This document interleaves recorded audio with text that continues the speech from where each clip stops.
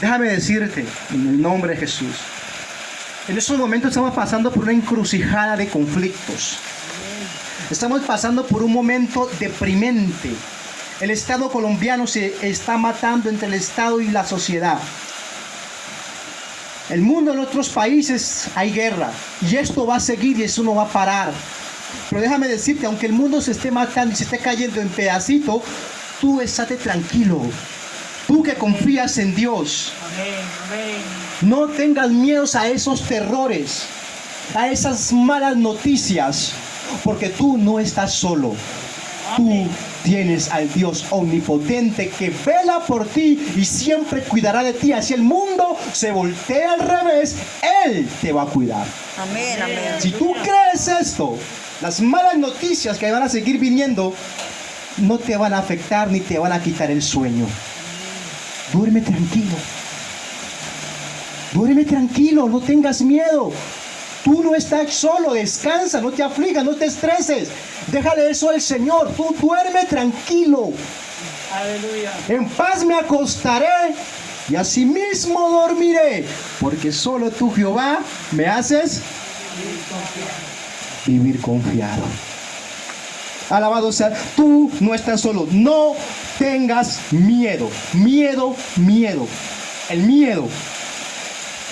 ¿Qué sensación de angustia es el miedo? El miedo es una sensación de angustia provocada por un peligro que puede ser imaginario o puede ser real. Pero es una sensación de angustia, una sensación de desconfianza que nos impulsa a creer en cosas o a creer lo contrario a lo que realmente pueda pasar. Es una angustia que nos impulsa a creer en cosas o en peligros que pueden ser verdad o pueden ser falsos o imaginarios. Es una angustia, ese es el miedo, una angustia, una sensación provocada por un estímulo, por un peligro que puede ser real o puede ser falso. Alabado sea el nombre del Señor. El miedo hace parte de una de las 6 emociones innatas, primarias, que tiene todo ser humano al nacer. Al nacer, todo ser humano viene con 6 emociones innatas que no hay necesidad de estimularlas para que vayan surgiendo, sino que ellas mismas van surgiendo a la vez que uno va creciendo. Entre ellas encontramos el asco, la sorpresa, la alegría, el enfado, la tristeza y el miedo. Ahí está el miedo. El miedo, cuando se produce en nosotros, nos hace crear ciertas conductas y comportamientos. Aleluya. Que nos llevan a tomar decisiones para contrarrestar ese miedo, para detener ese miedo, para salir de ese temor. El miedo nos lleva a tomar decisiones que pueden beneficiar. Escuche, muchas veces el miedo nos puede llevar a tomar decisiones que nos pueden beneficiar a nuestra vida y nuestro desarrollo, como también nos puede llevar a tomar decisiones equivocadas que impiden nuestro desarrollo como persona y como hijos de Dios. El miedo, escucha, el miedo tiene sus ventajas y sus ventajas, sus ventajas y sus pros y sus contras, sus desventajas y ventajas. Entre las ventajas del miedo, y es algo muy importante que nos brinda el miedo, es que nos prepara para la huida. Cuando en algún momento llega el peligro, nos prepara inmediatamente para huir, para correr y salvar nuestra vida o colocarnos en defensa. Eso es una gran ventaja del miedo, que nos prepara para la huida. Pero la gran desventaja del miedo, y esa es la que coge más poder, es que el miedo, cuando llega repentinamente o lo estamos sintiendo por un peligro, bien sea imaginario o bien sea verdad, lo que hace el miedo es paralizarnos, bloquearnos, limitarnos. El miedo nos lleva a enfocar toda nuestra atención a ese estímulo que lo está provocando y nos hace olvidar de todo lo demás. Y no atendemos razones. En el momentico que estamos en pánico, no atendemos razones. Porque el miedo nos está ahogando, esa angustia nos desespera y nos hace enfocar solamente en lo que está provocando el miedo. Lo demás no existe, sino solamente eso que nos está provocando ese miedo. Y nos paraliza, nos limita nos desestabiliza, nos hace perder el control, nos bloquea emocionalmente, nos hace sentir inseguros de nosotros mismos, nos encierra en nosotros mismos. El miedo produce en nosotros un síndrome que se llama el síndrome del caparazón de la tortuga. Es decir, que cuando sentimos miedo, inmediatamente hacemos como la tortuga, que se mete en su caparazón cuando siente que va a ser devorado por su enemigo, o siente algún peligro, se mete en su caparazón y ese caparazón le sirve de protección. El miedo nos lleva a nosotros como seres humanos y como creyentes a escondernos muchas veces en nosotros mismos, en nuestros mismos caparazones, porque tenemos miedo de la sociedad, porque pensamos que la sociedad nos va a lastimar, porque pensamos que los demás nos van a lastimar emocionalmente, y por eso nos escondemos donde nadie nos toque, donde nadie nos diga. Y si hablamos de lejito, porque tenemos miedo de que salgamos lastimados emocionalmente. Y el miedo nos encaja en nosotros mismos, nos mete en ese caparazón, nos impide disfrutar la vida, nos impide muchas veces ser sociables con las demás personas, porque creemos que en algún momento nos van a lastimar, y nos cuidamos de muchas cosas con ese temor de que nos van a lastimar. Y por eso nos encojonamos aquí en nuestro miedo, en nuestro caparazón. El miedo nos impide soñar, nos limita a soñar, nos impide salir adelante, a empezar nuevas vidas, a empezar nuevos proyectos. El miedo nos hace sentir duda, muchas veces hasta de Dios. El miedo desestabiliza nuestra fe muchas veces cuando llega. Nos hace poner duda la fe que tenemos en Dios, en su poder, en sus promesas, en sus propósitos y en sus planes. Nos hace sentir duda y nos desestabiliza y nos descontrola por momentos cuando el miedo se apodera de nuestro ser. Y sobre todo, el miedo nos impide a las personas que no han conocido de Cristo a conocerlo. ¿Y sabe por qué? Porque el miedo les hace sentir esa sensación de que no van a poder, de que no van a ser capaces, de que van a volver atrás. Y es ahí donde el diablo se apodera de sus pensamientos y dice: no vas al culto, ¿para qué vas allá si estás perdiendo el tiempo? Y utiliza muchas veces a tus mismos familiares para que te digan esas cosas. No vas a perder el culto, tú nunca vas a cambiar. Y como tienes miedo, ese pavor de que en algún momento no vas a poder porque tienes una vida muy dura, una vida muy difícil de cambiar, entonces decides más bien no seguir yendo a los cultos, no seguir buscando de Dios y limitarte y quedarte quieto, meterte en tu caparazón de tortuga y ahí quedarte. Porque el miedo cuando llega nos hace creer a las personas que no han conocido de Cristo que no van a poder, que no van a poder. Alabado sea el nombre del Señor, que no van a poder.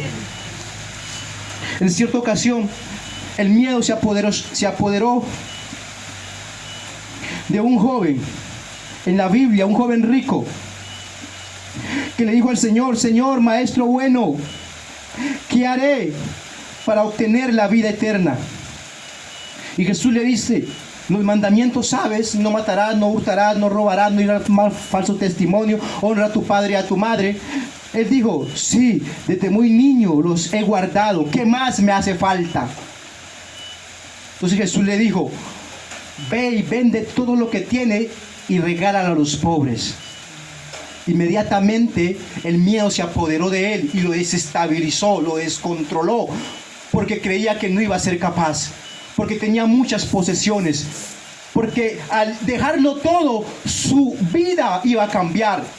Su estatus social ya no iba a ser el mismo, su calidad de vida iba a cambiar, sus amigos los iban a dejar, las mujeres que lo seguían y lo admiraban ya no lo iban a visitar, el reconocimiento que le tenían en aquella época iba a cambiar y su seguridad la iba a perder, porque él confiaba más en lo que él tenía que en lo que Dios le podía brindar. Y el miedo se apoderó de él y decidió no seguir a Cristo por miedo a cambiar, a que las cosas iban a cambiar. Por eso Jesús les dice después: cuán difícil es que un rico entre al reino de los cielos. Les es más fácil a un camello entrar por el ojo de una aguja, una puertica que había en el templo, en los muros de Jerusalén, una puertica que se le llamaba aguja, que por ahí entraban los camellos, que se dejaban en la noche, se dejaban para que los camellos entraran por allí, o los mercaderes entraran a cierta hora de la noche, y la puerta era muy pequeñita, y eso se le llamaba aguja. Ya más fácil es entrar a ese camello por esa puertica que un rico entra al reino de los cielos. Entonces uno de sus discípulos le dijo: oh, cuán difícil es seguirte. Entonces, ¿quién puede ser salvo así? Jesús le dijo: lo que es imposible para el hombre, para Dios es posible. Amén, amén. Pero no te puedes dejar dominar del miedo, porque el miedo te puede impedir salvar tu alma. Gloria a Dios. Alabado sea el nombre del Señor Jesucristo. Gloria a Dios. El joven te puede impedir salvar tu alma. Elías, un gran hombre de Dios, un gran profeta de Dios. Elías, cuyo nombre significa Jehová es Dios. Elías, el hombre de fuego, era conocido como el hombre de fuego.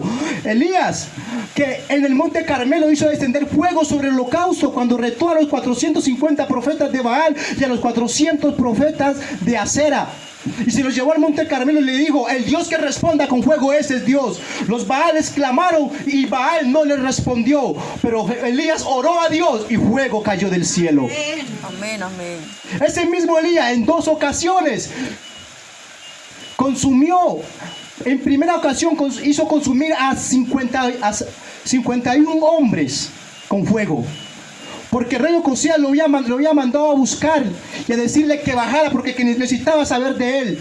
Y Elías le dijo: si soy varón de Dios, que te consuma a ti, capitán, con tus 50 hombres. Y fuego cayó y los consumió.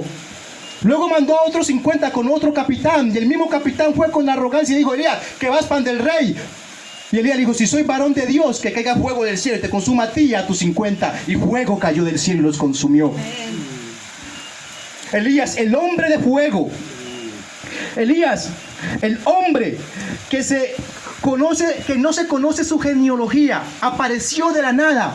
No se conoce a sus padres, quién fue su madre. Lo único que se sabe de él es que nació en el Tibes, o que era de las montañas de Galaad, de Jerusalén, de allá de Israel. Y apareció en la escena. Nadie sabe su genealogía, pero apareció allí. Elías, el profeta que Dios usó para que le dijera al rey Acab, le dijera: Acab, no va a caer lluvia, y te declaro una sequía, y no va a caer lluvia sino por mi palabra, o por palabra de Dios. Amén. Elías, el hombre que Dios también usó para que después cayera lluvia. Amén. Amén. O sea, Elías no era cualquier persona. Elías, el hombre al que Dios lo usó para hacer grandes milagros, y también le hizo milagros a Elías. Dios, Elías, el profeta, que Dios lo sostuvo en el arroyo de Querí comiendo carne y pan que le traían los cuervos en la mañana y en la tarde. Ahí lo sostuvo en el arroyo de Querí. Y cuando el arroyo de Querí se secó, Dios le dijo: muévete, que te voy a sostener por medio de una viuda, la viuda de Sarepta. Ella te va a sostener a ti, te va a alimentar. Y Elías fue testigo de ese milagro de Dios. Adicional a eso, Elías le multiplicó el aceite a esa viuda y la harina, hasta que nunca se le escaseó, hasta que hubo otra vez alimento en aquella región. Y a esa misma viuda Elías Dios lo usó para resucitarle a su hijo que se había muerto. Mire todo lo que Dios había hecho con Elías. Elías no era cualquier persona. Elías, el profeta de Dios, que abrió el Jordán golpeándolo con su manto. Con su manto golpeó el mar y el mar se abrió. Amén. El río Jordán se abrió con su manto. Elías, el hombre que no experimentó muerte. Amén. No experimentó muerte, es decir, él no murió. Dios se lo llevó vivo al cielo. Lo introdujo al cielo vivo, con carros de fuego y jinetes de a caballo. O sea, Elías no era cualquier hombre. Elías era el hombre de temperamento, de conducta inquebrantable. El hombre fuerte. El hombre reconocido, el gran profeta de Dios. El hombre con temperamento fuerte, con temperamento templante, con un carácter inquebrantable. Poseía un temperamento fuerte, un temperamento colérico, porque era muy colérico. Y los de temperamento colérico son personas rápidas, son activas, son decididas, dominantes. Son capaces de valerse por sí solos, son autosuficientes, son ambiciosos, por eso se trazan metas altas. Son fuertes, su sistema nervioso es fuerte y rápido. Son personas echadas para adelante, les gustan los retos, los resultados, son capaces de valerse por sí mismos. Pero los de temperamento colérico tienen una debilidad. La debilidad son sus relaciones sociales, porque son muy pocos dados a la sociedad. No son muy amigables. Son muchas veces insensibles. Insensibles, no son muy amigables. Pero ese era Elías.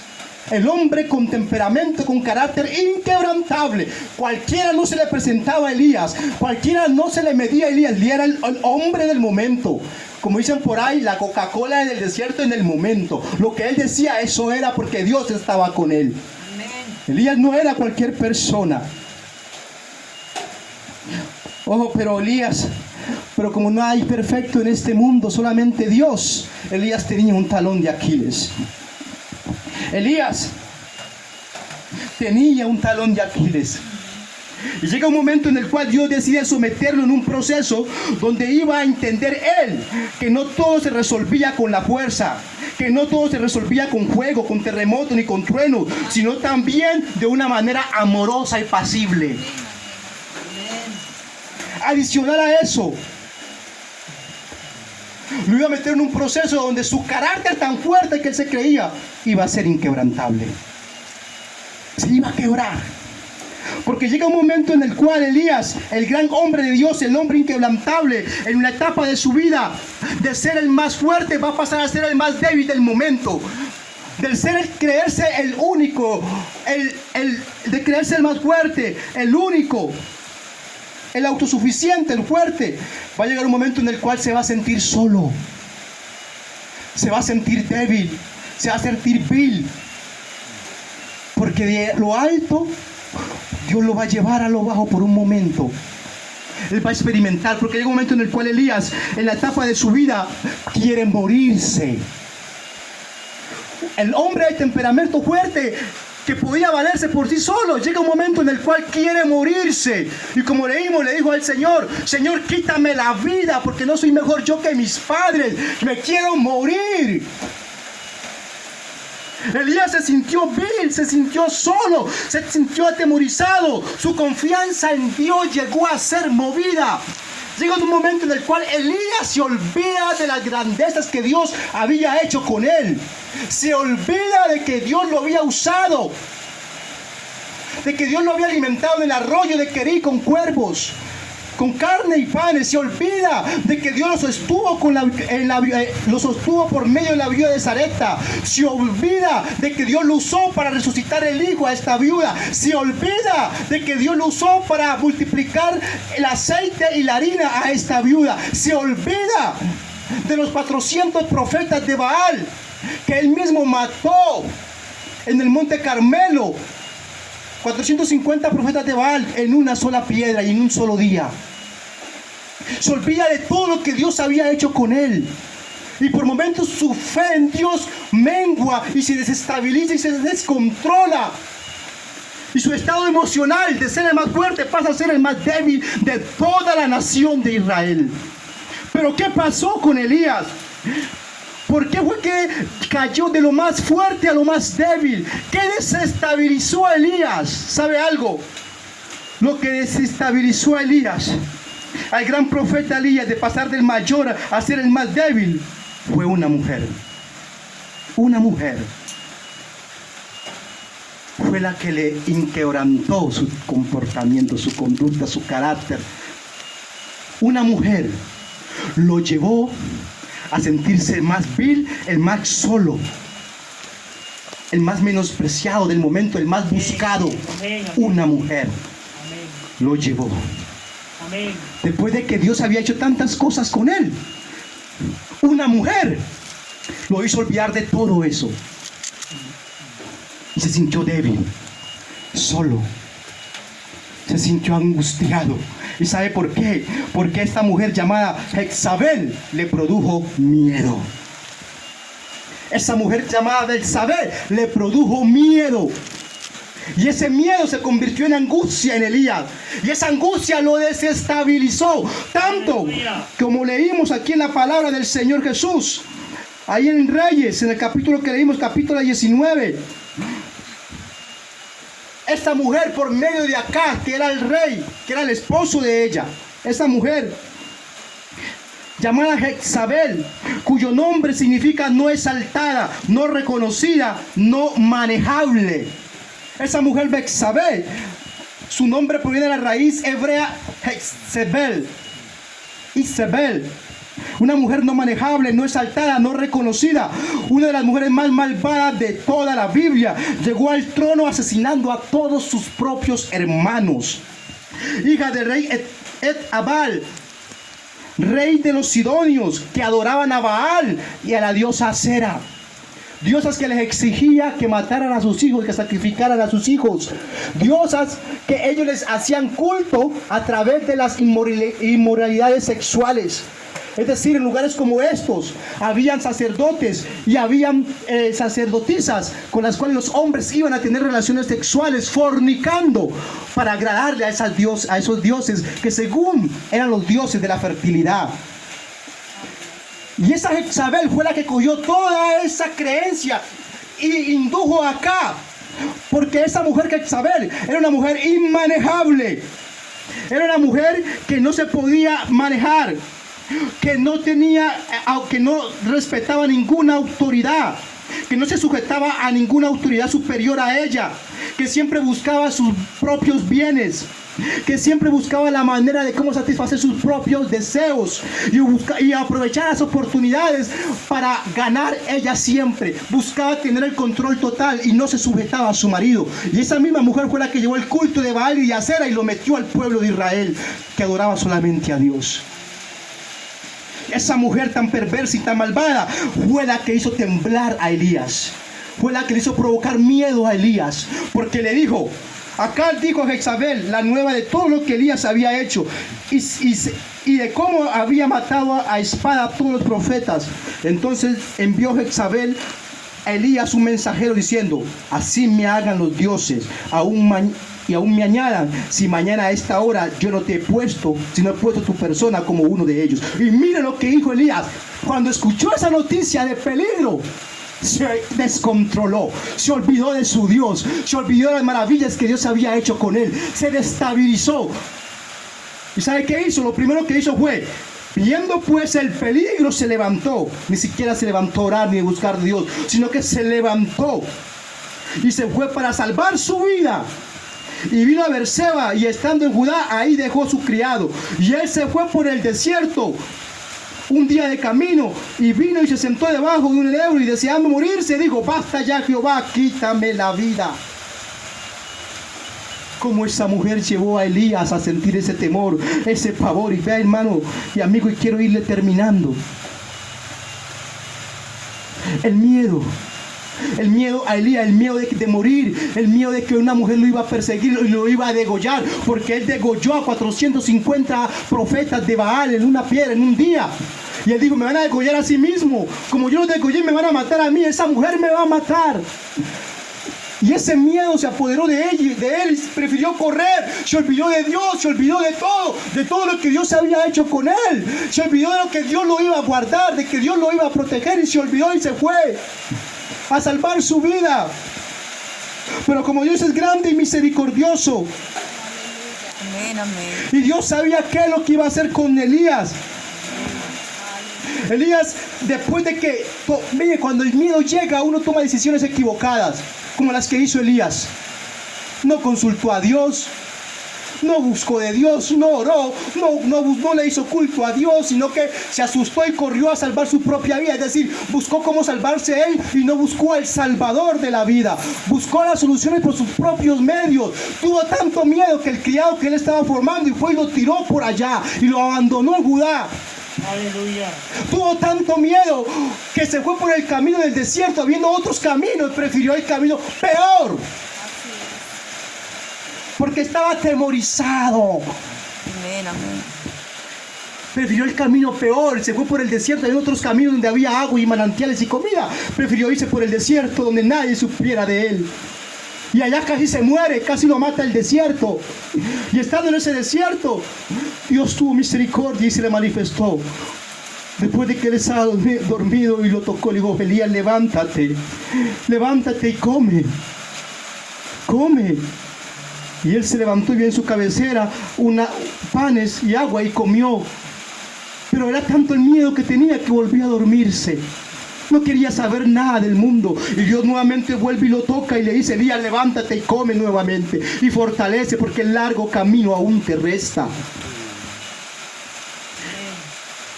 Y en ese momento es donde Dios aprovecha para hacerle entender a Elías: te voy a enseñar algo. Yo soy el Dios de las montañas, pero también soy el Dios de los valles. Yo soy el Dios de fuego, pero también soy el Dios del silbido apacible. Porque Elías va y se mete en una cueva allá donde nadie lo vea, porque tenía miedo. Dijo: Señor, siento celo, porque han matado a todos tus profetas y solamente quedo yo.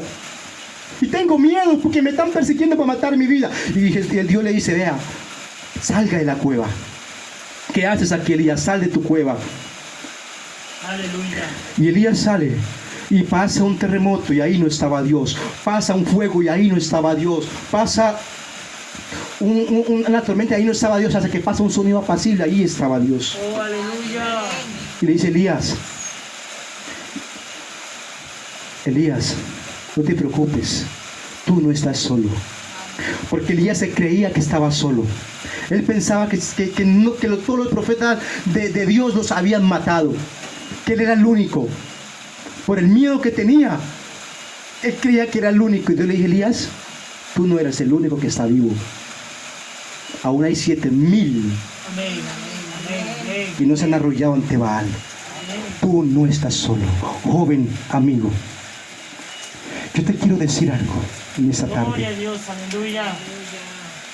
No te dejes dominar del miedo, porque el miedo, así como Elías lo llevó a desestabilizar su fe en Dios y a no buscar la salvación de Dios, el miedo te está cogiendo a ti para no buscar la salvación de Dios y hacer cualquier otra cosa menos acudir a Dios. Te hace tomar decisiones equivocadas, ir por caminos equivocados, por caminos cerrados, porque el miedo lo que busca es salvarte de esa angustia y crees que las demás personas te van a salvar, pero no. Hay un Dios que, igual que Elías, le dice: hey, para, detente, levántate de ese sueño. A un largo camino te resta, levántate, yo estoy contigo, yo no te he dejado, tú no estás solo. Así esta reina Betsabé te quiera matar, yo ya tengo un destino para ella, porque esta reina murió siendo lanzada por la ventana por sus mismos criados y por la ayuda del rey Jehú. La lanzaron de la ventana y cayó, y fue tan fuerte el azote que toda su sangre se desparramó en las paredes, y vinieron los perros y comieron sus carnes. Déjame decirte: el enemigo que te quiere atacar o que te esté atacando, Dios lo va a echar fuera de ti. Pero en esta tarde te quiero invitar, Aleluya. Gloria a Dios. te quiero invitar a que tomes esa decisión, Amén, Amén, amén. amén. a que salgas de esa encrucijada, a que salgas de esa cueva donde estás escondido, de ese sueño en el cual te has metido, de ese caparazón donde te has escondido por miedo a la sociedad, por miedo a que te hagan daño. De que tomes una decisión de seguir a Cristo hoy. Amén, amén. Joven, Dios quiere hacer contigo cosas hermosas, pero quizás el miedo de ser rechazada por tus amigos, por tus hermanos, por tus padres, por tus abuelos, no te hacen tomar una decisión de seguir a Cristo. Y Él ya no te quiere tener ahí por miedo. No busques, pero en esa tarde te invito a que tomes una decisión. Hermanos, pueden ponerse en sus Gloria a pies. Jesús de Nazaret. Amén, amén. Gloria a Dios, aleluya.